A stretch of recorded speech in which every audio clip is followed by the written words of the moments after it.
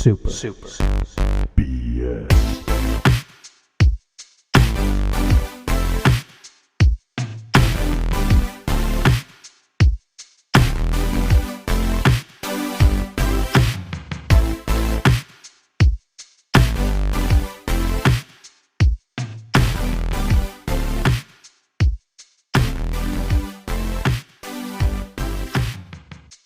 This is lovable baby boy Brank with a brand new spanking opening by the terrible, vile. I'm going to let him introduce himself. I've never done this before. Normally, I always do the introductions. What is this vile, villainous monstrosity of a person that I'm next to? Video producer Jank. No, video villain Jank, because you created all the villainy. I'm now seeing another video. It's about me, Brank. It has a fake name up there. I don't know whose name that is. Brian? I don't know that name. So it is I, Brank, bro, dear son. And me and Jank are here for a Super BS, a podcast about video games mostly. I think we're like what? Mostly. Episode probably 80. We're going to say 80. 74, I think, if I'm looking correctly. We're going to say 80. My Twitch screen. We're going to say probably 80 though. Is it? Well, I mean, if you count the old episodes, we're technically like nearing episode 200. There we go. So episode 280 today it is. Here we go.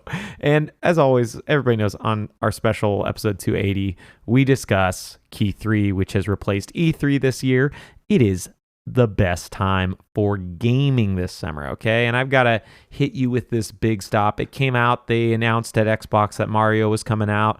They did at PlayStation a big Master Chief reveal. I mean, it was insane. It was like the craziest. It was great. Key 3 I think I've ever seen in my life. I can't even believe that they're doing a Diablo Master Chief Halo game where they're both in space fighting demon lords. But I can't believe that. Yeah. What was your favorite reveal from the Nintendo showcase that we all watched yesterday?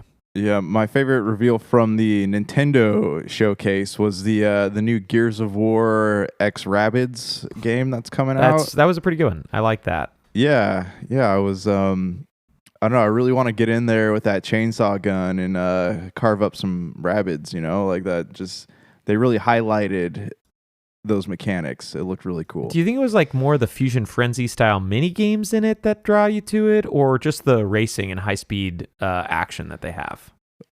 It was the little bit of both. I like the thing where you're on the drill and you got to like jump and duck over things, and the rabbids are just like throwing potatoes at you. It all made it seem really fun. Yeah, I mean, my favorite scene was they had the monkey on the top and he was throwing the barrels at your character, Marcus Phoenix, and he was running and had to jump over them to save the princess. And I thought every time he got hit, he's like, Dom ammo! Dom ammo. Nice. Well, as we all know, that is not the fake E3 Key 3 that we had this year. It was much more subdued. But we're going to go over all of those sweet announcements and discuss the ones we love and discuss the ones we did not love, and probably just skip over the ones we thought were meh. But before we get to the biggie, the Xbox and Bethesda showcase from yesterday when we are recording this, or a few days ago when you're listening, we want to talk about the Summer Game Fest, which is now nearly a week old. It came out the day after our podcast went live. So we had all of our predictions. We found them all to be right. Every single one of them. You know what bums me out about the summer game? This whole summer game conference stuff is that, remember, I think that breaking away from E3 is probably a smart move, but everything used to happen in a span of 3 days, and now everything's so spaced out, my hype level dies quickly. So you're talking about E3 2017 and previous was 3 days. But if you remember, EA and all those companies started moving it earlier and earlier to where it was Saturday to Tuesday. Well, they're dumb. They're all dumb. I mean, I totally understand what you mean. Everything is less exciting than ever. And by the time you guys listen to this, another mini showcase, the Capcom one, will have gone live. And there are rumors that sometime this month there's a Nintendo Direct. And there's rumors that sometime this month maybe Sony's doing something. But yeah, I mean, E3 is dead. Like they said they're bringing it back next year. I can't imagine that ever happening. It's crazy expensive too. Like I don't see these companies going back to E3 because Why? doing a show like this, all they're paying for is the production versus E3 that I want to say it was like thousands of dollars to rent floor space. Oh, it's way more than thousands. I think you're talking about, like, depending on the size of the company, probably hundreds of thousands or millions. I don't know the exact payout, but I know it was a lot. Yeah, I mean, yeah, why would they? Kind of like that's what I meant when I said why would they go back to E3? I mean, they can announce these games. We have so many different avenues for people to actually play the demos. Like, I don't know if they did it, but normally Xbox will do like a game demo showcase. And my guess is on their second press conference that is on Tuesday, the day before this goes live, they will probably announce that. They normally have like 30, 40 indie games, and you just download them on your Xbox and you play them. And outside of walking around a building and waiting in lines, you can get that same feeling of, oh, I'm playing this indie thing. You don't like huddling together a bunch of sweaty nerds and. I mean, I mainly spit in their mouths when they open them. So as soon as I see them yawn, I just spit. And this is how COVID started. That is exactly how it started. Well, it was me walking around E3 trying to find people yawning so I could spit in their mouths. In people's mouths, yeah. Okay, so anyways, Thursday they kicked off Summer Games Fest Key 3 with old Jeff Keighley, the Game Awards dude.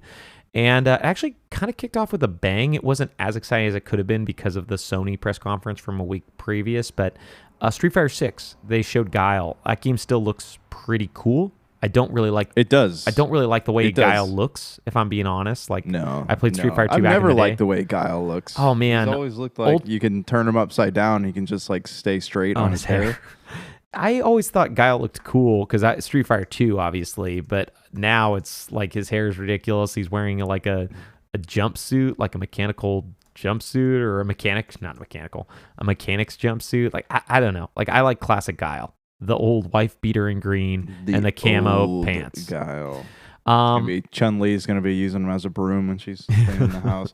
Whoa, that was a double bad joke. I'm sorry. Nice. Oh, man. You got double canceled for that joke, which actually means you're uncanceled if I know anything about the way double negatives work. Beyond that, the show of Guile, though, there was really nothing here. They didn't show any more of the hub world. They didn't show if you were going to be what you're going to be doing in the game.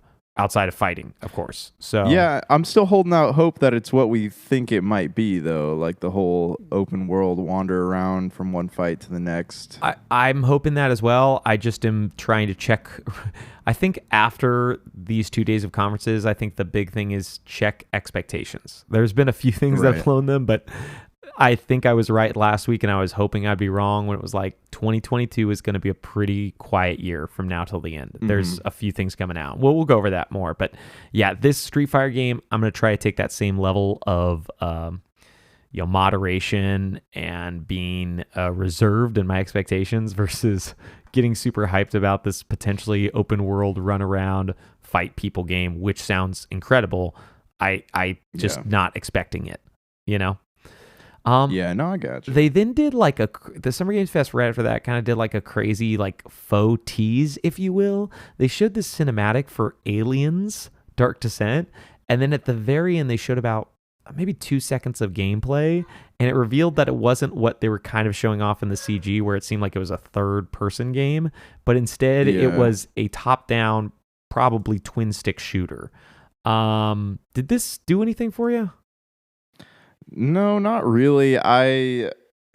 It did make me want to go back and play. What was the last Alien game that Alien came Isolation. out on Games Pass? Yeah, it's first person. It made me want to go back and play that one. Or it was Fire Team, right? Oh, Fire Team is like the Left 4 Dead Alien game. That's a third person over-the-shoulder shooter. But Alien Isolation was like a 2017, I want to say, game that's supposed to be really good. Yeah, okay. Because the only Alien game I ever played was the Alien vs. Predator game. So I was like, maybe I should go check this franchise out a little bit in gaming form. But yeah, I don't know. I mean, the cinematic was cool, but it's... and they showed there's a dude in there, like a morphed like guy in there. So the concept sounds cool, but yeah, I don't want to play a top-down game. Yeah, it definitely was like a big disappointment when they showed it, because actually I was wrong. Alien Isolation came out in 2014, so it's been 8 years. So I think the hope was like that might have been a sequel because people like that game. Yeah. And yeah, I think a new one of that could be really cool. They then went on to show a game that I think you and I both loved from the Sony State of Play, which is the Callisto Protocol. They just went more in depth. Yeah. Did this second trailer do anything differently for you than the first? Because for me, it was Just kind of the same.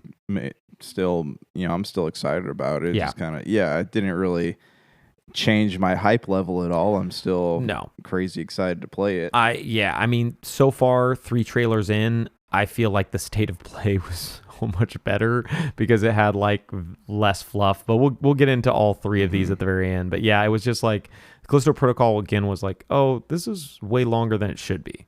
It should be actually a lot shorter.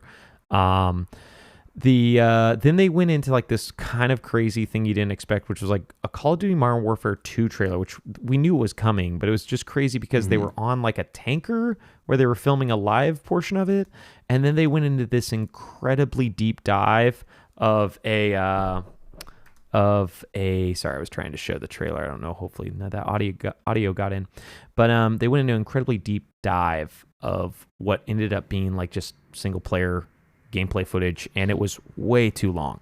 It was just incredibly long first person Call of Duty single player story footage. Did you watch it or no? Yeah, I watched it. I haven't played a Call of Duty since Ghosts, so I don't know if I'm willing to jump back into the franchise. It looks cool, but I don't know. I kind of said that about all the other Call of Duty games that have come out, and I never thought it was cool enough to go pick it up and play. You're just a hypocrite. It is. Hypocrites. I loved Call of Duty Modern Warfare. That was the last one I played, which was like 2019, the remake. And wasn't that that was a remake? Yeah, like right? like a reboot. Maybe would be better because it was a different Call of Duty story. 4 was Modern Warfare also. Yeah, so Call of Duty 4 Modern Warfare, and then that was like a 2007 game, and then 2019 they made they did a reboot, or I'd say it's actually a reboot would be better because the story is different of Call of Duty Modern Warfare, and so this is the sequel to that reboot. And yeah, I mean, I loved that game. Like, there's a chance I play this because the year is looking pretty lean, but at the same time, like watching trailers for that open or that single player story stuff doesn't really do anything for me anymore. Like the ultra linear, like guys are coming at you from everywhere. You just got to shoot them as they come. Like Uncharted. Yeah, Uncharted. I like moments of that. Like I don't like it when the whole game is that.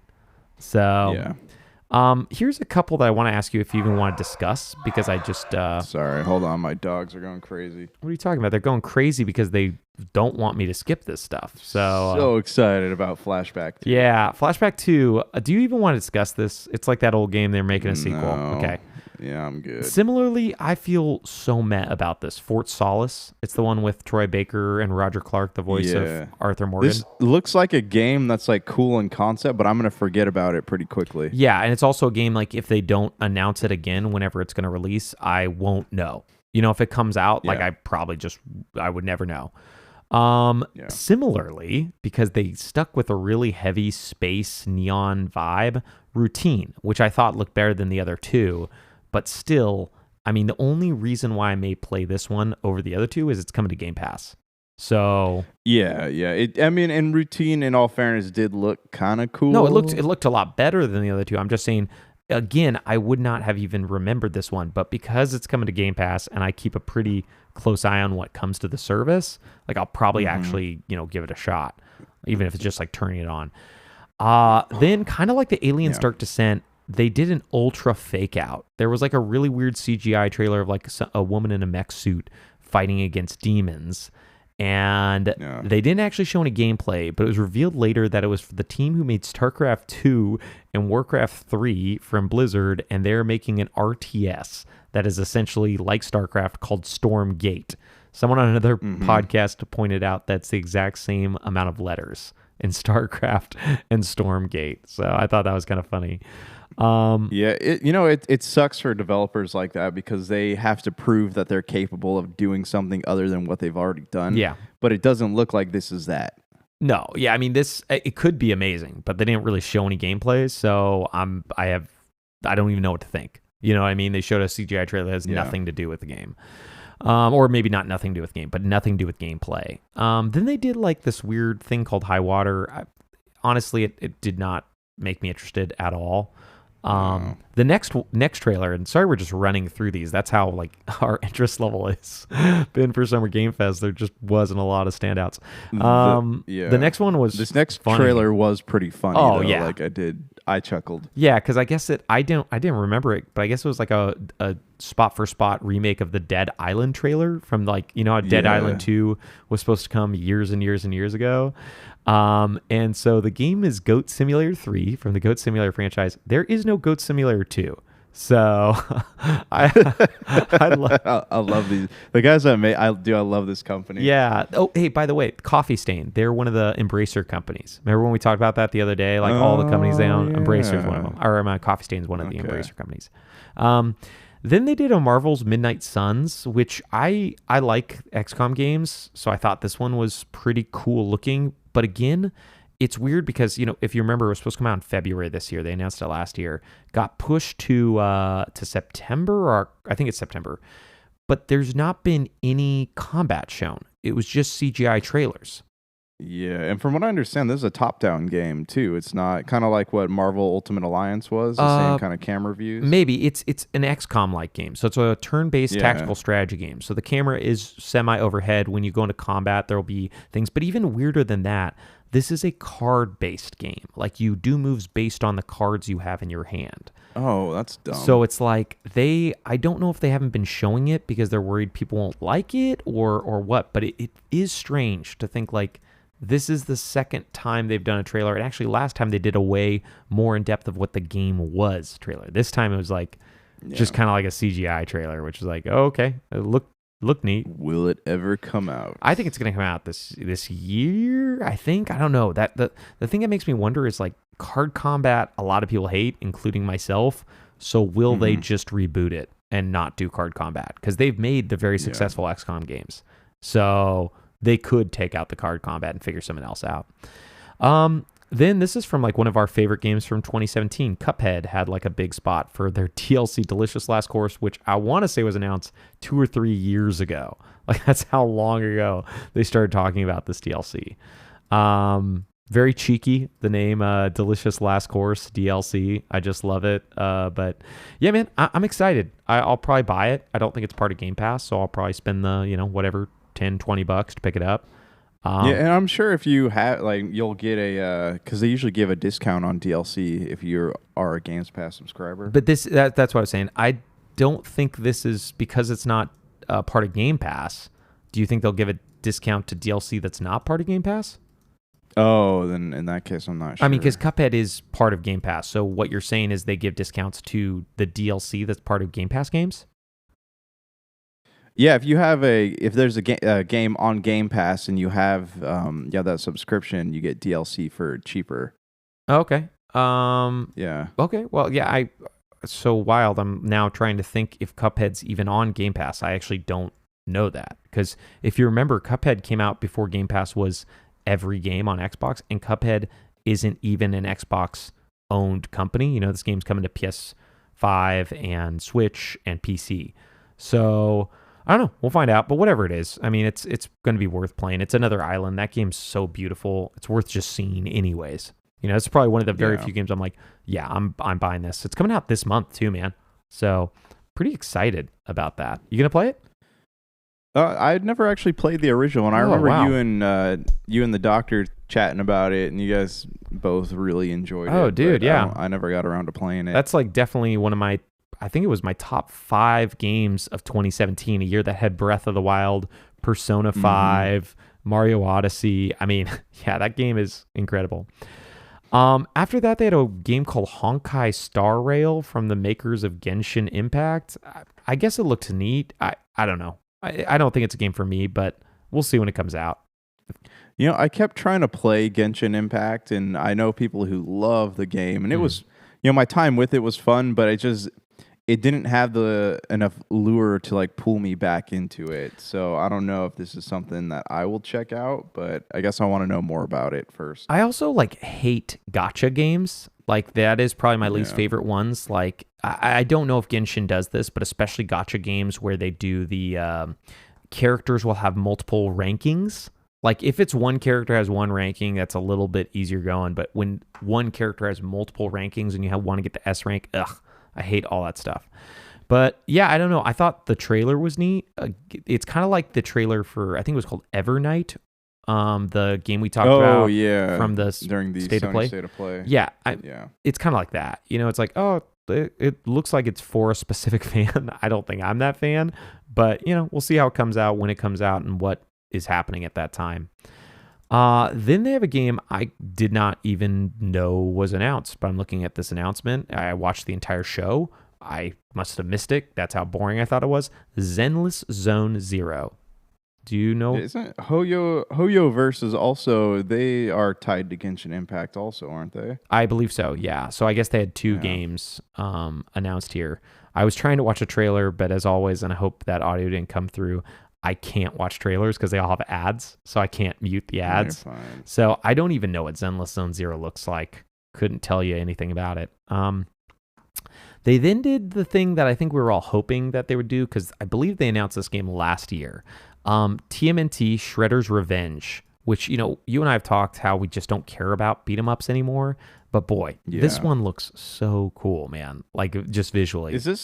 This is the one that is part of like the Cowabunga collection, right? Where everyone... No, this is the total new one made by Dotemu and Tribute Games. Tribute Games, I don't know if you remember, we actually interviewed them on Super BS years ago. They made a game called Flint Hook that I was a really big fan of. Oh, yeah, that's right. So, yeah, I feel like I interviewed their art director from a long time ago. Anyways, beautiful looking game. It's coming to Game Pass. It comes out by the time you listen to it, it comes out tomorrow. So it comes out on the 16th of June. The coolest thing here announced for it was it has 6-player co-op, and it has Casey Jones as playable on the top of Master Splinter and April O'Neil and all the turtles. So, man, I'm going to at least download it and give it a shot. I hate beat 'em ups, but it looks beautiful, so I'll probably play like 10, 20 minutes of it. I thought this next one looked cool, but they didn't show enough gameplay. One Piece Odyssey. Did you see the trailer for that? Yeah, I did. This is it kind of reminded me a little bit of the Kakarot. Yeah. Because it's kind of going, it's adapted from an anime. Yeah, I think manga. The thing that reminded me the most of Dragon Quest XI is the art style, the fact it's turn-based, and it tried to evoke that. I can see how you'd say it reminded you of Kakarot. It is a Bandai Namco game, has similar look in some ways, but dude, if you put like this still screen against a Dragon Quest XI still screen, I would not be able to tell you which one is which. So I'm hoping it's good, man. I've never engaged with One Piece. I know what it is, but I've never played a One Piece game. I've never watched a One Piece show. I've never read a One Piece manga. So if it's good, man, I'll give it a shot, but it really depends on when it comes out. I don't feel like there was even a date. So yeah. They then did this weird thing for Saints Row, which it's crazy. Saints Row comes out this year, and I feel like it doesn't, because it wasn't really showed anywhere besides this. But they released like this weird small downloadable title called Boss Factory, where essentially you just can make a Saints Row character before the game comes out, and that's it. I downloaded it, I turned it on, I made a dumb character, I deleted the app almost immediately because that's all there is to it. You just go through the... What'd your dumb character look like? Huge, jacked dude like me. It's pretty much just me in real life, just huge, jacked. Yeah. Yeah, of dong, course. Huge dong hanging out. Yeah. That's dong hanging out. Yeah. Yeah, man. I don't know. It's one of those things where... And you can do dong hanging out, okay? You can hang dong. This is Thunder Gun Express from Always Sunny. You can hang dong. Yeah, but it is, I don't know. Hopefully that game's good. I love Saints Row 3 or Saints Row the Third, and I really loved 4 as well. Like, those games were a lot of fun. I am worried this game will not be fun. But I guess if it doesn't get pushed, it's supposed to come out August 23rd. I mean, I'm getting Crackdown 3 vibes from this game already. I liked Crackdown 3, but again, Crackdown 3 came to Game Pass, so like this isn't, so it's going to be a harder sell if it is Crackdown 3. It was like 3. Crazy Plagued though when it first came out. I played through the whole Crackdown 3. I had a blast playing through it. It was such a shut off your brain, collect orbs, shoot things game, and for me I was like, yeah, sure. Yeah, I'll do that. I thought this was funny and strange. They announced this game at the Game Awards, and then they showed an update for it at Yeah, I Summer Game remember Fest this. Nightingale. Um, yeah, I don't know, man. I don't know when it's coming out. It's a Is this survival the game. one with the you have the crossbow? Was that they showed that in the trailer? There's a crossbow. I remember that was at the Game Awards. I remember saying that this game looked cool. It is like a Victorian metal, like steampunk style game, but I don't remember the crossbow. The Yeah. one thing I remember is they call a pickaxe an axe pick. So I just remember that because it was so goofy. So, anyways, you can use your axe pick in the game. Everybody knows it as that. The Team Bloober, your favorite, because you played Medium and Blair Witch. You're like the only person I know who played those two games. They are making another game to their series, Layers of Fear. Or I think their other one was Layer of Fear. I don't remember the name of their previous games. Was it Layers of Fear? Oh, I guess it was. Because this So it was always is Layers of Fear. Now it's layers of fear. Yeah, but now it's Layers of Fears. Fears, plural. And the idea that a lot of people are thinking is it's actually going to be a reboot of 1 and 2 together, or a remake. Okay. There's just a lot of stuff nobody really knows. I think the big disappointment was the rumor is they were working on a new Silent Hill game. Obviously, that wasn't shown. It's not happening. That's not this. Hey, well, Kojima, is making that game for Xbox. Hey! So We didn't know. We don't know that be- yet. We're on Summer Game Fest. We don't know anything about Kojima. I don't even know who that is. Who? Her? Gotham Knights was shown again in the most bizarre fashion. They had already talked about both Nightwing and Red Hood at their previous little showcase they did for it. They're like, we're going to talk about Gotham Knights. This game is looking really bad. Like, I went from day one I'm purchase. not excited about it. Yeah. I'm not. Like, it looks like it's a cheap, less developed version of Batman. Yeah. Of like the Batman Arkham games. And I have no desire to play this. Hold on, man. My kid just flipped herself over. Keep talking though. Okay. Well, anyways, no one heard what he said, so he's still there. We didn't listen to him tell about his kid flipping over, which is cool. She's doing front flips now. It was actually a brag he was telling us about. It says baby learned how to do a front flip. Yeah, I think Gotham Knights for me went from a day one purchase to a potentially on sale purchase. I still don't think they have gotten me out of it completely, but it really does depend on when it comes out and what's out at that time, what they're charging. Or actually, I know what they're charging for it. They're charging $70 for Gotham Knights, which this is exactly. Oh, sorry. they're charging. No, there's no Last of Us yet, man. We're not there. We are. This is a talkover. You're supposed to listen to this with the showcase. But we're just doing it a lot quicker because the showcase was an hour and 45 minutes long or whatever. But yeah, Gotham Knights looks mad. And then since you are so excited to talk about this, you kick off this last section. By the way, that was the penultimate announcement, was Gotham Knights, which we already knew about, and they showed nothing new. That's to give you an example of the showcase. This last thing, like this was it. This was my my summer of gaming number 1 choice. It's a game I've always wanted, and when we did our predictions, I was like, dude, I hope they make this game because it's gonna be my game of the year. Only game I'm buying for the rest of the year, The Last of Us Part 1 remake. Yeah. And it got leaked the morning before, man. Got leaked like 4 hours before the press conference. So and it was rumored for months before that it was coming out. It was probably the most meh announcement ever, preceded by like them talking about a multiplayer game that they have nothing to show. All they had was like a one piece of concept art and a TV show that they also would not show anything about.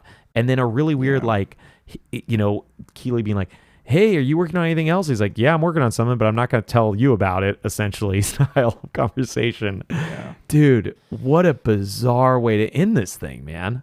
Yeah. And the worst part about it is the price point. Like, let me sell you a remade game that we've remastered 3 or 4 times at $70.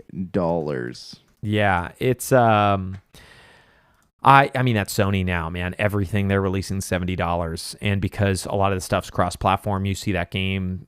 Those games are $70 now on Xbox as well. You know, like the Gotham Knights is $70. Thankfully, you know, with Game Pass, we don't have to pay for a lot of the stuff coming to Microsoft. I never have to buy another Xbox game again. Yeah, so it's I don't know, man. I gotta say, this show, all in all, was like one of the worst summer showcases I've seen in a long time. It was really, you know, I mean, Keighley kind of has this really bad habit of doing self-aggrandizing. Like everything feels kind of like, you know, sniffing his own farts air around it. You know? He praises himself. The guy's so arrogant. Like, and you can tell just by like the weird, dumb, like designer clothes he wears that he has like a really high opinion of himself. Yeah. So I mean, I don't want to beat on him too hard, but yeah, he's not my favorite person, period. He's a decent presenter, but this showcase, like last year's showcase was not great, but he had Elden Ring. Like he had the thing, you know. This one is like his thing was The Last of Us Part 1, a game that many people showstopper. Many people could say was unnecessary. It's a game that has been released now once every generation, and I guess it's getting remade instead of remastered this time, but it's gonna be very similar. Amazing. Yeah, amazing. Oh, sorry. I thought you were going a different direction with that. I mean, because you seem to love it so much, are you buying it day one, or are you buying 2 copies? I mean, I've already pre-ordered like 5. Dude, I'm going to hold your feet to the fire if you buy this thing day one, man. I'm literally going to drag you through coals. I want 1 copy for my PlayStation, then I want like 4 copies to hang on the wall in frames. Because see, unlike you, like there's a chance I may pick it up. I loved the first game. I thought it was a blast. Like if there's nothing better to play when it launches, which it launches in September, and right now the only other big title is Splatoon. Whatever. I mean, there's a chance I pick it up. I don't want to. I think $70. I have this game already on PS3 and PS4. I think you're going to buy it again. I think you're going to literally eat your own words because you're going to be like, I have it on PS3 and PS4. I guess I need it on PS5. I guess I should. Huh? You know what would have actually saved that, though, that price point? I think if they would have put it packaged with Last of Us Part 2. You know what I mean? Oh, absolutely. And then like put it in one packaging. Like that's a lot more manageable for like $70. Like, hey, we're updating Last of Us Part 2 to look a little bit better on PS5, which they already did. So just put it on the disc. And then Last of Us Part 1. Boom. But that's not what they decided to do. They're Sony. They have proven some of their greed. Actually, speaking of some of their greed, the Sony, I don't even know what to call it. Their online services changed today. So, you know how it was like, it used to be just PS Plus and PS Now. Well, now it's PS Plus Essential, PS Plus Premium, or Extra, and PS Plus Premium. So I turned it on. Man, that thing is a mess. They did. Is it? Yeah, it is so hard to figure out what you're getting if you go to each category.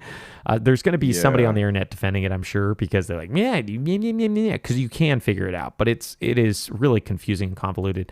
I will say the one thing they did that was wonderful is if you owned those games on PS3, like I own Siphon Filter on PS3, I guess according to this, I didn't own Ape Escape, which I was kind of frustrated about, Ape Escape 1. Dude. But because I was expecting why bother with this service, man? Yeah, well, no, I didn't have to pay for the service. So like catch those monkeys. Well, no, that's what I was saying though, is like we talked about this before, right when they announced it. So the thing happened. If you bought any of those games on PS3, you can just download them. You don't have to pay for the service. Like I didn't pay for the service, and I was playing Siphon Filter this morning on PS5. Okay. But you have to either buy them now. They sell them all piecemeal, which I think is neat. That is one cool thing they did. It's not like they made it like, oh, you either have to pay for the service or not at all, like Nintendo. You could just buy the game. Yeah.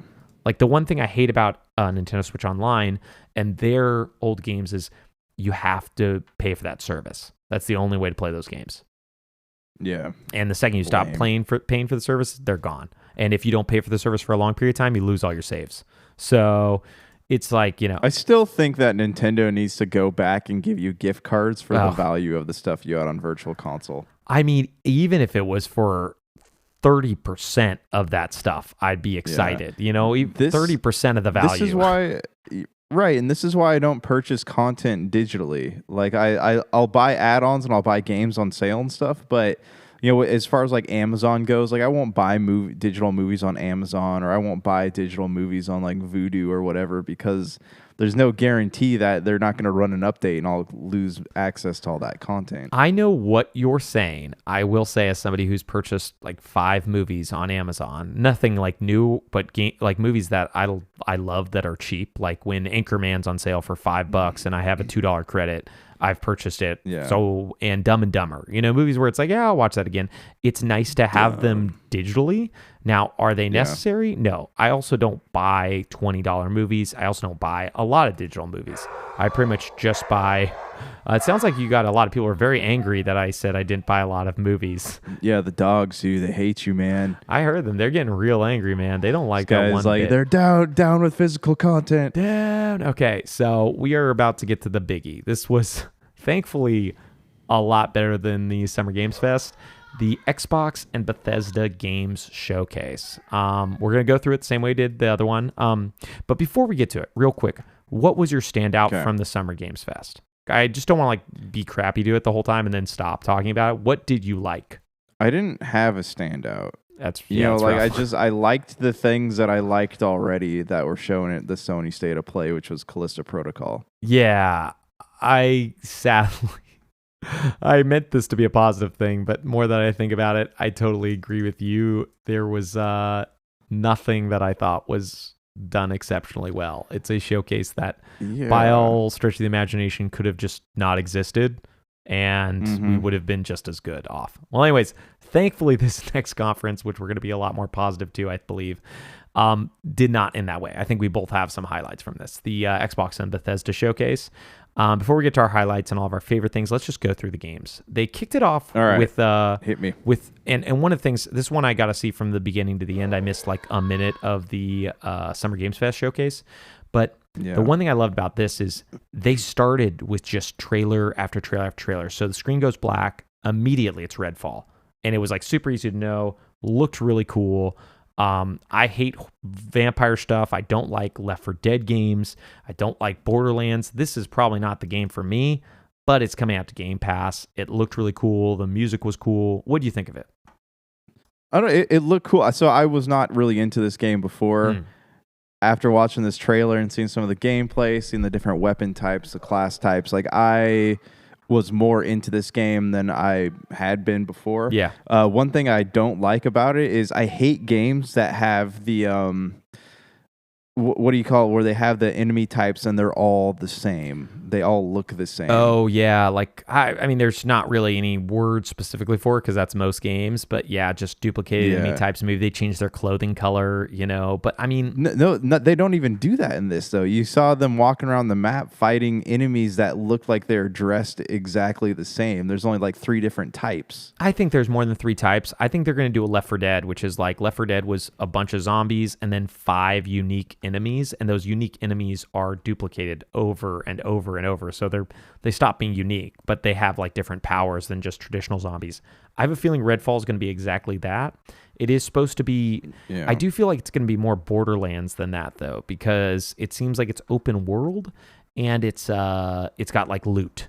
So yeah, they're definitely going for that vibe. I thought the trailer was a lot better than I expected. Again, I don't think it's a game for me. It does have single player, but it's just not the type of game that I like to play where you choose a hero and they have these different. It's just not these co-op games. That's not that I didn't get into Vermintide for this exact same reason. I just don't have that. Yeah. The friends who like to do that. Right after that, and I do think the trailer was great. Hey, keep talking about Holland. I gotta rescue my kid one more time. We didn't actually bring this up. He meant to say don't talk about anything because right after that. Oh, I'm gonna have to mute. I'm gonna have to do so much editing if you're listening to this. Right after Redfall, they did do something really, really unexpected. They announced Hollow Knight Silksong, a game that people have been waiting for since probably Hollow Knight came out in 2018 on the Switch, like launch day and date. Like obviously people knew about Hollow Knight because it released on PC. I want to say in 2017. I'm going to check for you all on the internet, all you people know. But I mean, most people gathered it. Yeah. So it came out in 2017, then it came to the Switch in 2018. That's kind of where it really took off. Most people gathered it from the Switch. So I think none of us expected this to come to Xbox. I think I actually expected it more likely to come to Sony even before Xbox, just because of the way things have gone. But not only did they show off Hollow Knight Silksong, which looked incredible, we're all super excited. They then announced that it was coming to Game Pass day one. And that to me is just so awesome, like bringing such a big game like Hollow Knight Silksong to Game Pass, because Hollow Knight it's on Game Pass right now, the first one is, but it's just such a great... It's an amazing game. Yeah, it's beautiful, it's fun. Have you got to play very much of it? Yeah, I've played a couple hours of it. I don't tend to finish platformers, so I kind of like check them out, but yeah, I mean, I definitely love the mechanics on this one where you get to like stick to the walls and things like that. Like it has character. So, and that's, I think, one of my favorite things about it. So that was in the original Hollow Knight as well. The original Hollow Knight is a Metroidvania, so you'd gain powers, but it also has combat where it was more evocative like Dark Souls, like very challenging combat where you could die very quick. But I think a lot of people at the end of this Hollow Knight trailer, not going further than that, were a little bit disappointed because there was no date. So it is cool that it was coming to Game. Next 12 months, though, right? We didn't get there yet. You spoiled the surprise. I was about to wait, but yes, they instead of getting there in a few minutes, we'll talk about now. Everything that was shown in the Xbox showcase is coming out as of now in the next 12 months. I think that's really, really cool. I think it also is going to hamper the showcase as a whole. You know what I mean? By being like, hey, we're only doing stuff for 12 months. Yeah, because I was wondering, like, we still didn't get at least a trailer of Fable or an update. Yeah. Like the bigger games that everyone's kind of waiting for. We didn't get any updates on any of that stuff, and I think people are bummed out about that. Yeah, I totally agree with you. I think that it was disappointing in that aspect. But once we get through these games, I think overall, we're going to have a lot of positive things to say.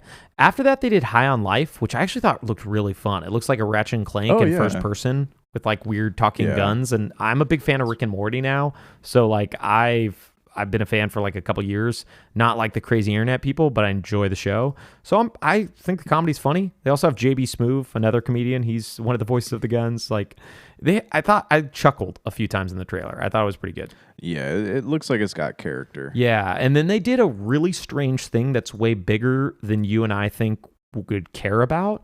But they announced that Riot Games is coming to Xbox Game Pass, and it was like a really strange thing. But it's kind of like EA.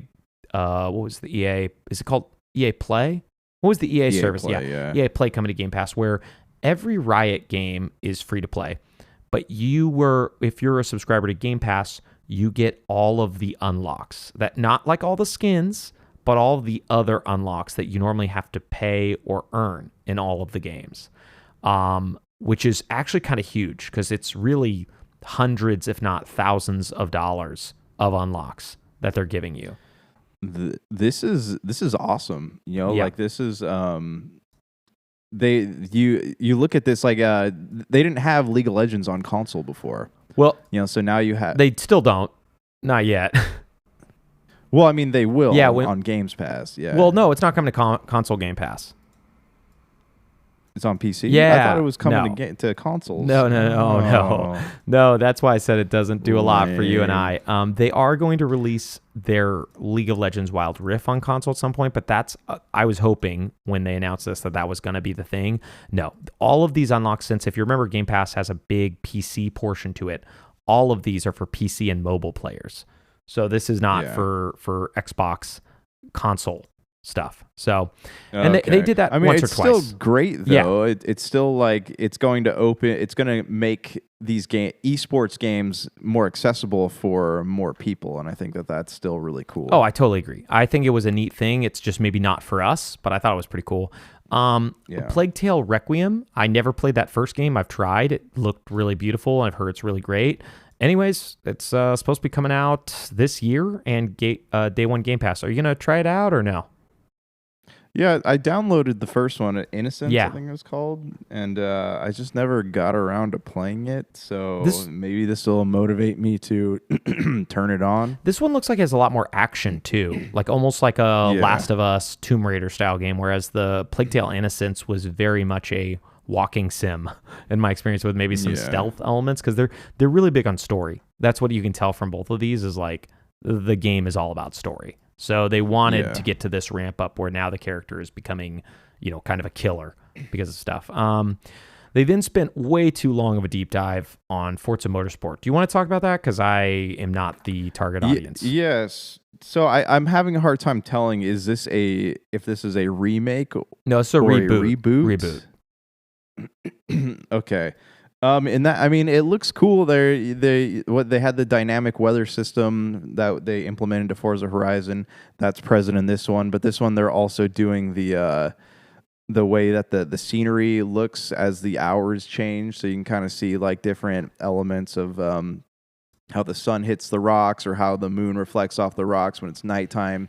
You got fireworks in the sky. You can see it reflecting off the cars. I don't know. They kind of bragged a lot about ray tracing. They didn't really, and they added some new elements because you can kind of tell they're trying to compete with iRacing a little bit more with this one. iRacing? Trying to create a, yeah, because they're trying to make this like the esports racing simulator. What is iRacing? I actually don't know what this is at all. Okay, iRacing is like it's the premier racing simulator. Like this is where, like during the pandemic, they had NASCAR drivers in iRacing for a little bit. Oh, okay. So now this is where you can like tweak every element of your car, and you have a legitimate steering wheel and gas pedals. Like it's a big thing with as far as like e-racing goes. So I think they're trying to break more into that market and get more into like the esports arena with that. But otherwise it looks cool. It's kind of more of the same Forza. You're going around a track, not really. They haven't really seemed to introduce any new elements besides being able to tweak your car's settings a little bit more, and the time of day and ray tracing and all that. So who knows?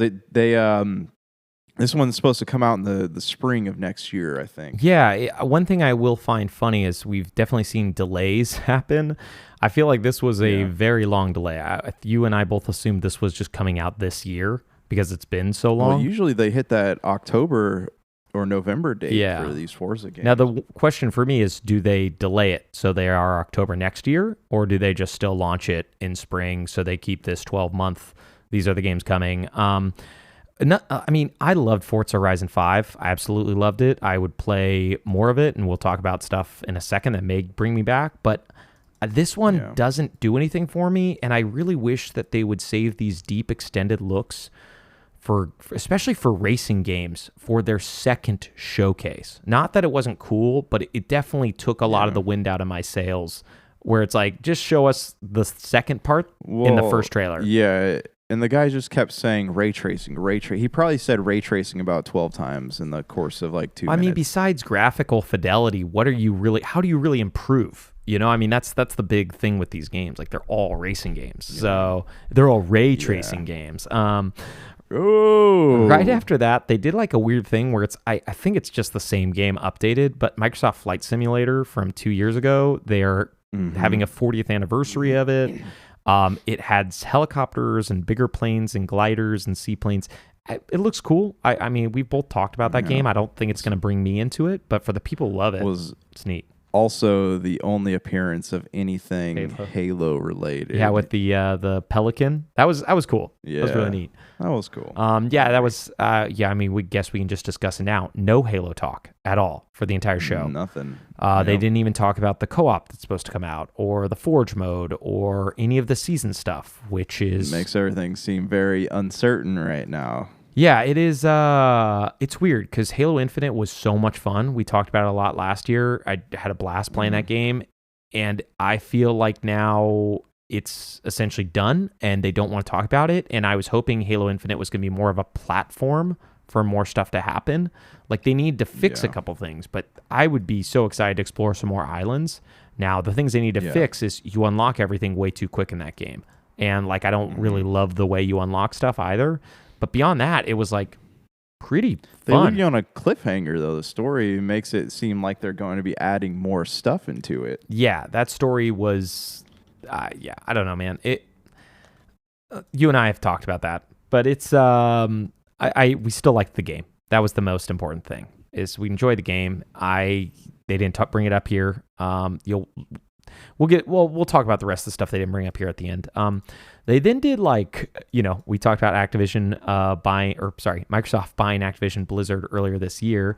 They then did this huge thing where this show very much felt like they already owned Activision Blizzard because they kicked it off with Overwatch 2. Oh, for sure. And it's not coming out this year, but they're dropping early access this year, which might as well mean it's coming out because it's a multiplayer game. So they're just going to keep adding stuff anyways, and it's free to play. Let me throw a question at you. Yeah. All right. What? So they have so much side mythology for Overwatch. There's comic books. Yeah. There's novels. There's little anime videos that they've made. Yeah. At what point do they just say, all right, well, maybe we should just make some single player content for these characters to kind of flesh out the stories we want to tell with them? Well, I don't know if you remember, that was the original idea for Overwatch 2. It was to do PvE stuff, which is just player versus environment. So yeah, I don't know, man. I don't know if that's going to happen. I also don't know if people care about Overwatch anymore. I will say that trailer was incredible. I was getting goosebumps.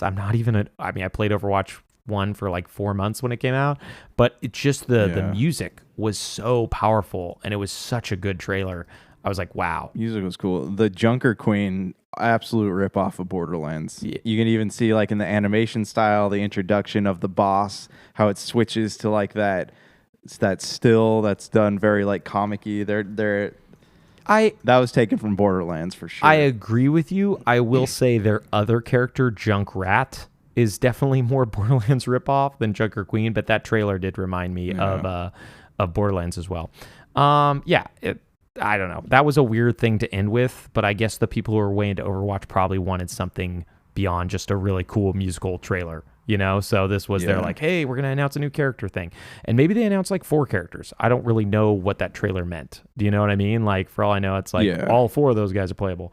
They then did essentially a Civ game. It's also one of those weird ones where it's not actually coming to Xbox. It's coming to PC Game Pass. Probably come to Xbox later. But it's called Ara History Untold. We've all seen these games. They keep bringing them up. They seem neat. They're just not what you and I play. They're historical strategy turn-based games. You have anything to add to it, or?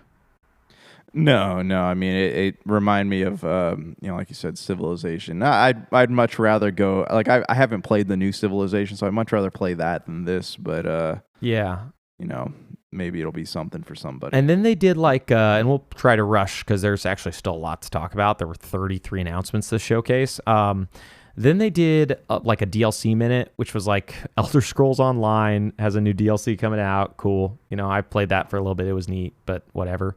Every year they have one of those. Fallout 76, new DLC every year. Again, they've had one of those. So you go back to the pit this time if you're familiar with Fallout 3. Then they did something fun for Forza Horizon 5, which they did in Forza Horizon 3, which is they're doing a crossover with Hot Wheels. You played the Forza Horizon 3 one. How does that work? Does the world change? Did the track, how did the tracks get implemented? You go to a different part of the, with all the DLC add-ons, you go to a different part and it kind of does a cutscene and then you're not where all the other stuff is anymore. Okay. Yeah, so it's kind of I don't know if you played the DLC for 4. I think it's called Storm Island or something. You go to a little thing and there's a cutscene and you get in a boat and you go to a different part of the island. Same thing with the Lego stuff. Same thing with the Hot Wheels stuff. Okay. So looking at this, I have been waiting for some add-ons for this game to come out, but I don't know that I don't like the Hot Wheels stuff because I think it's a cool concept, but what makes Forza Horizon so great are driving through the environments and you're just kind of pinned on these tracks with the Hot Wheels stuff. Yeah, we'll see. I don't know what would have made me come back. I like the game, but I didn't 100% it. There's still content I could go and play if I wanted to. So I don't know what will make me come back. We'll see. we'll see what happens. It comes out July 19th, though, so it's really soon. Just kind of like all these DLCs. Yeah. They're coming out within the next month or two. They then did Arc 2 with Vin Diesel. Vinny D. Vinny D, man. Yeah, there we go. Really funny. Comes out in 2023. They then did this really metally looking, gross game called Scorn, which they've shown, I want to say 2 years ago. So it looks cool, man. I still am curious about this game. Yeah, I think it looks okay. The next game looks way cooler. Flintlock, Siege of Dawn. It reminded me almost of Forspoken. Now, it's a smaller team. It's not coming from a big AAA studio, so we'll see if it's any good. But, dude, I have an issue with the combat in this game. It looked like you're only able to do two things. Shooting. Swing your axe and shoot your gun. And dodge. That's still a lot of games have less than that. So right, but I mean, it would have been cool if they showed the counter mechanics, or are you able to do any combos or anything? So I don't know. I'm skeptical. It does look cool, but I am skeptical. Yeah, I mean, I'm hoping it's great. I thought it looked really good. It showed really well. I thought it was one of the better non-AAA games they showed was Flintlock. They then did a really funny, I'll say cheeky again because I'm British today, thing where it's like Minecraft Legends. It's like a strategy, action, adventure, maybe RPG, coming to everything, Switch, Xbox, all that stuff, coming to Game Pass, obviously. I don't know. Did nothing for me. I'll try it out. I tried out the Minecraft Dungeons. It was like a very simple kids Diablo. So if this is that with another thing, it's I'll try it for 10 minutes and probably never try it again. Somebody will play it though. There are still markets for Minecraft. And then and honestly, that trailer started what I felt was the worst part of this show. For about 20 minutes, I found nothing to like. I will bring up the names of these games. I fell asleep. And we will see if you played them. Lightyear Frontier. Anything? Yeah. Do it for you or no? No. Okay. Gunfire Reborn. No. Last Case of Benedict Fox. Kind of. And it's like a 2D platformer. Reminded me a lot of that game that you played last year that I never finished, the one where you play music the whole time. But it didn't look as cool. Oh, yeah. Strange, whatever. It's not strange. Yeah. I know what you mean. He plays guitar. It's like a crazy sci-fi Artful Escape. Yeah, it reminds me of a not as cool version of that. But that's kind of what it exactly reminds me of. Dusk Falls. No. Okay. Yeah, and then this one is bigger, but it's been on PC for a while, so whatever. Naraka Blade Point. It's like a multiplayer thing. I don't want to play the multiplayer aspect. I do want to check out the single player stuff though when it comes out. Do they have single player? Yep, they said it's launching on Games Pass with a single player story on it. Wow. Okay. I didn't catch that at all. Okay. When that comes out, I don't know how long it is. I don't know what it is, but I don't like multiplayer games very much, but if it's got a single player content on it, I'm down because it does look kind of cool. Yeah, I can't even find where they bring up single player. Point single player. Because all I see is it's a battle royale with 60 players. Are you sure? I am positive. Let's see. Hold on. Okay, because single player Xbox. I thought I saw a thing. Alongside a campaign mode. Yeah, no, you got it, man. Okay. I had to go through 3 different things, but I found where it says a campaign mode. Okay, that'll be cool. Yeah, I thought I had no interest, but I might actually try that one out just because it looked really, really cool. Those games seem like the hardest multiplayer games to get into. I like battle royales, but games where it's ultra complicated sword fighting battle royales. I played For Honor for 10 minutes and I was like, okay, this is really hard. This next one was kind of funny. I think it was not what any of us wanted or expected, but Obsidian's releasing from Obsidian. Yeah, they're releasing a super small game called Pentiment, which is like a 2D adventure walking game where you just it seems like you just do dialogue choices drawn in an old English art style, which I thought was kind of neat. So yeah, I don't know, man. Did that one do anything for you or no? No, I have zero interest. Yeah, it's a bummer. It's coming out in November. I might turn it on just because it's Obsidian and, walk through a little bit of it, but I don't expect myself finishing it. They then did another Obsidian game, Grounded, which came out 2 or 3 years ago now. It's finally coming out of early access. I just don't think that did anything for us either, because it's like, okay. No. Did you ever? We were supposed to play it, weren't we? We were supposed to. Yeah, I actually did play it. I played it with another with... friend, and it was a lot of fun. And I think that game, it has a lot to it, but it's a survival game, so it's just never going to be the type of game I want to play. A lot of the fans there, I think it's a really good one of those, but for the fans there, it's, they probably love it. They then, and like I said, this was what really killed my interest in the show. For about 7 trailers, there was nothing for me. And this is, I think, trailer 8 even. And I was like, meh. They then have Erebin Shadow Legacy, which is like a stealth platformer third-person game. Yeah. I mean, if it's on Games Pass, I will probably check it out, because I was the tiniest bit intrigued. I mean, I thought the trailer was pretty cool, but it wasn't like the Flintlock game, where I actually thought the trailer was like, hey, I really want to play this. It was like okay, if I've got nothing to do that day that it comes out to Game Pass, sure. They finally kind of kick back in with one of the most bizarre cinematics I've ever seen.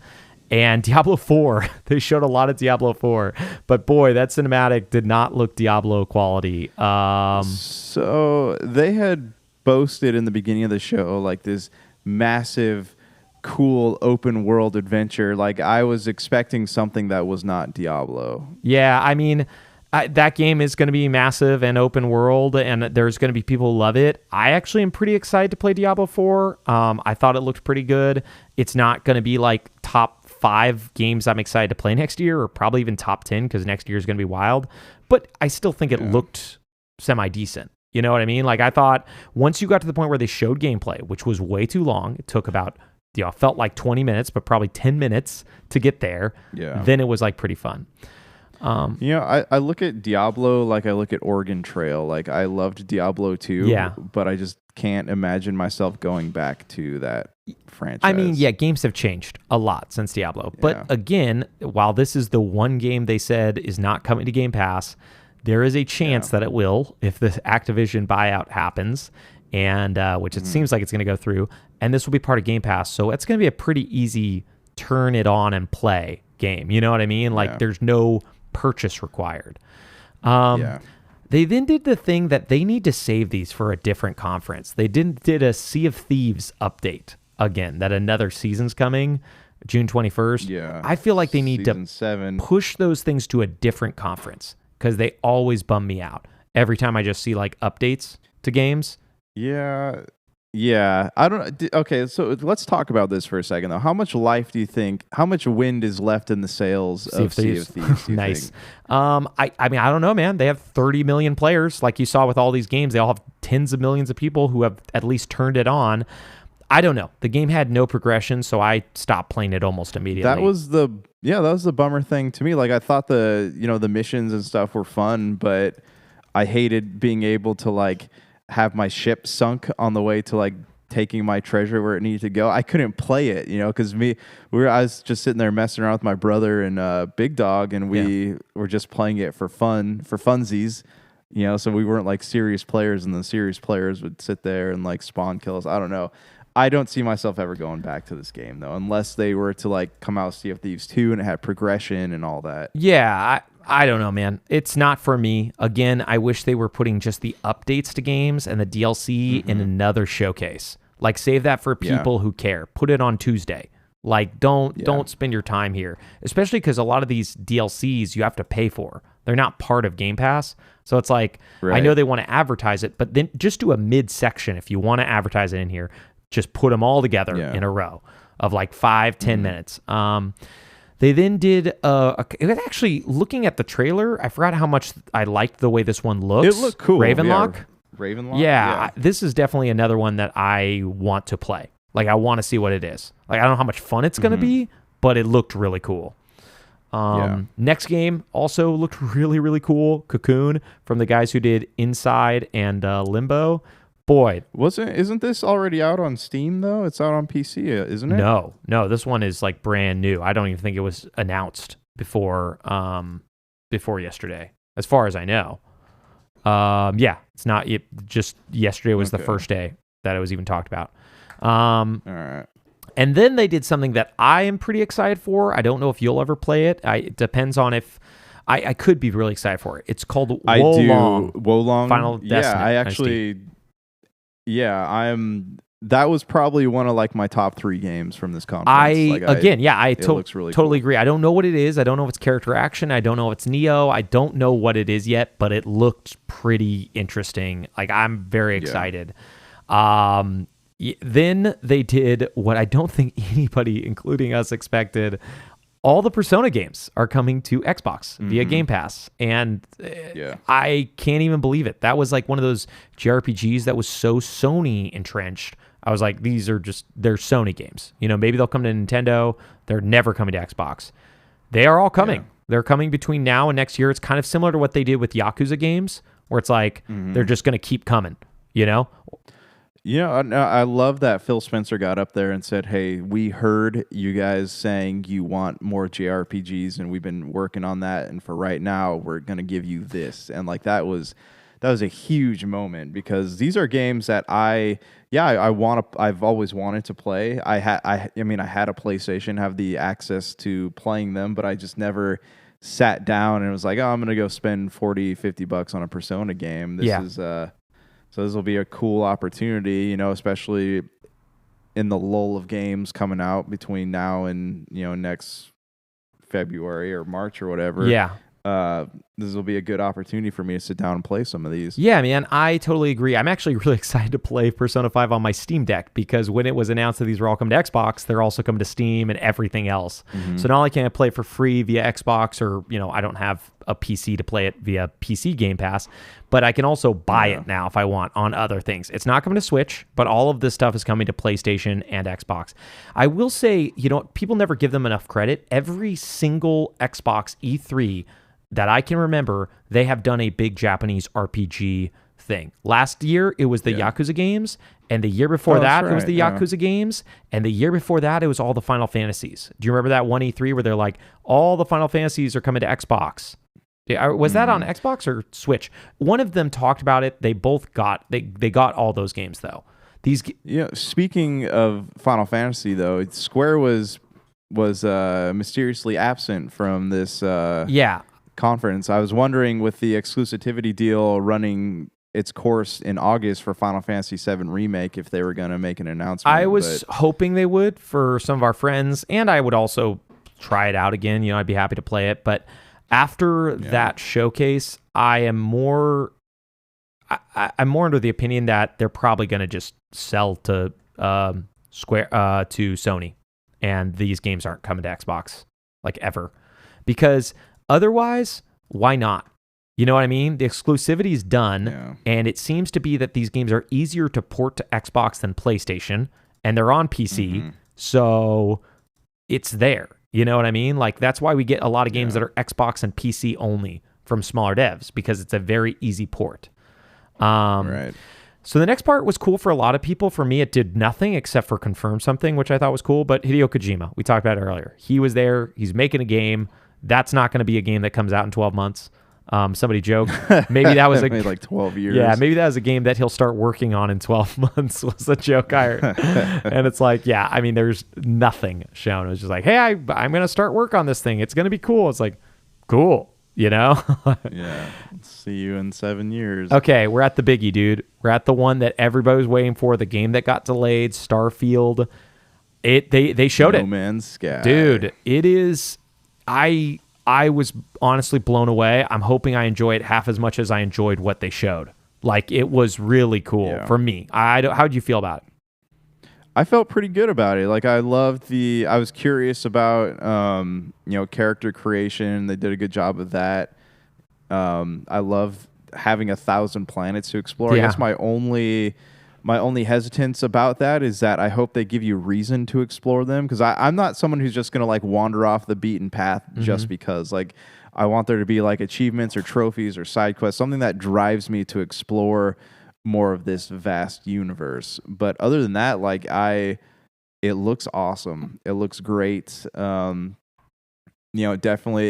I don't have the Mass Effect vibes that I thought I was going to get from this. Like, this looks like a space exploration story with its own thing. Yeah, it is very much a Bethesda game in space. A lot of people said Fallout in space. Yeah. It's that. The biggest mic drop moment ever was that planets, the 1,000 planets to explore. But to be honest with you, I think it's going to be, you don't need to go to those planets. You know what I mean? Like, it's going to be like some cities in Skyrim that didn't have, and probably even more so than cities in Skyrim. It's going to be like a dungeon in Skyrim in the middle of a cliff that had nothing in it. Do you know what I mean? Right. Like, there's going to be planets that are like that. But I hope there's at least like resources or weapons or something, like a reason to go into. I don't think there's going to be a reason to go into 1,000 different planets. I think they're trying to make the game like our solar system or like our world, where you don't have a reason to go to a barren wasteland. You know what I mean? Like, you can go to a barren wasteland in this game, but you're not going to have a reason. I think there's probably going to be like 10 to 20 planets that are actually you'll explore. And my guess is out of those 10 to 20 planets, most of them, there's going to be one thing. Like, oh, this is the planet with the city. This is planet, because that's how Mass Effect did it. That's how every game has ever done it. You can't have all the cake and eat it too. You'll die. You can't have 1,000 cakes in one day and eat them all. I can do whatever I want. I just mean, like, this was an incredible, phenomenal show. But I think people really need to check their expectations, because, like, that was a mic drop moment when he said that, because I didn't expect that. So it's not going to be Outer Worlds where there's 6 or 7 planets total in the whole game. That was all there was in Outer Worlds. This is trying to replicate space and how infinite it feels. But that being said, it's also trying to replicate space and how empty most of it is. So I don't think people should expect like there's going to be a fun quest or a fun weapon or a fun anything on a lot of these planets. And I don't think... It was really missing the Dave Matthews songs, The Space Between Us. Dude, the space between us. No, it's not between us. No. It's the space between. I was a huge Matthews fan, okay, bro? Yeah. Oh, dude, the space between. That's such a good song. Anyways, as we know, we love that song. I don't know if I love it as much as that Overwatch 2 song. The song in that trailer was literally... Listen to that song like 10 times since that showcase. Okay, we have gone so long, dude. Let's talk about some of our most hype moments. Tell me like 2 or 3 things that you loved, or at least one thing you loved in this showcase. One thing I really loved in the Microsoft showcase was, I guess besides Starfield, like I did get kind of goosebumps for the Forza Motorsport trailer because I'm a fan. That's one of my like go-to games. But I am the I don't know. I like the Naraka game Blade Point. Yeah. Like I've been following that for a while, like debating if I want to check it out. But now I have a reason to. So I guess like that's one thing I am actually really looking forward to is trying out that campaign. And you mentioned Wolong. So yeah, Wolong looks cool. I don't know. There's a few games that are coming out that I'm excited about. We didn't talk about like the some of the other game conferences, like the Wholesome Games or whatever. Yeah. Like there's a couple cool things coming out of there. But yeah, I mean, it wasn't a bad summer gaming thing. It had some good stuff on there, and definitely some stuff I'll be interested in playing. And it's not done yet. Like, I mean, this is just an announcement that just happened, but Assassin's Creed is doing a celebration stream tomorrow. So by the time you listen to this, it will be live. Capcom has something today. Microsoft has a second showcase. Nintendo has a rumor. Sony has a rumor. So it's not done. We're not done talking about these things, but just about Xbox Bethesda. So your favorite things were Wolong, Forza, and Starfield, it sounds like. I think for me, and there's a few, I'll go over them quickly, but like Hollow Knight Silksong, I mean, literally I texted you and the boys that they won E3 with that. Like that was the game everybody's been waiting to see for a long time, and they finally showed it, and it's coming to Game Pass. Like the only thing better would have been like, and it's coming out today. That's literally the only way they could have like mic dropped it any more than that. Yeah. High on Life, that Rick and Morty game, like I really was excited for that. Like those first 3 trailers killed it, in my opinion. I was just like, boom, boom, boom. Yeah, there's a lot of like left fielders that just kind of came out of nowhere that seem like they're going to be a lot of fun to play. And then, honestly, like besides Wolong and the Persona stuff, Starfield. Like, yes, it is Fallout in Space. Yes, I didn't like Fallout 4. Yes, it is a Bethesda game. It's not Mass Effect. Yes, there's probably going to be tons of empty, barren planets with nothing to go to. But those are only if you want to explore them. Like, I'm excited to go back to the days of Skyrim, to like be excited to go see something. And yeah, there was a ton of pointless caves in Skyrim. But every once in a while, when you found that one quest or the bones that had like the scroll on it that would take you somewhere, it was cool. You know what I mean? It was very fun and interesting. So in that way, I think that's what Starfield's going to be. I think you can go to these places, but most of them are going to be pointless. But you can also do a ton of other things. Like it's a game that has probably a lot of limitations, but feels unlimited. It looks like now that's what I'm hoping for. Yeah, the only thing that can make Starfield better, I think, is if they had an option where your friends could jump into your games and explore with you. I mean, yeah, that would be incredible. We've wanted that from Bethesda games for like forever, since before Skyrim. That was always the hope. And then they gave multiplayer. us Fallout 76. Yeah, so I don't think you're ever going to get co-op from them. I don't think they have the resources. I don't know what you thought about the trailer, but the trailer was not running even at a full 60 the entire time, which was worrisome. I personally would not be surprised if that game gets delayed too, out of the 12 months that Microsoft said. Because when they said like all these games are coming out in 12 months, like that's what these games are supposed to come out in. You know, a lot of these are not going to be out in 12 months.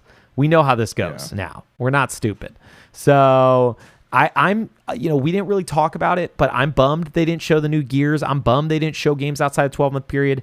But at least I know that by next E3, I'm probably not going to have to sit through 5 deep dives of Forza and Starfield. They might do a sizzle reel or a trailer if they haven't launched by then, but that's not going to be the game that they're going to be like, hey, watch this for 20 minutes Fable. Again. You know what I mean? I want more Fable. We all want more Fable, but I would rather them show Fable when it's time, when the game is ready, and it's like, hey, you know what? You're going to be playing this in 6 months. Like, I want to see it too. I want to see all those games. But I am getting sick of seeing games like Final Fantasy 16 and then watching another trailer for Final Fantasy 16. Then waiting 2 more years and watching another trailer for Final Fantasy 16.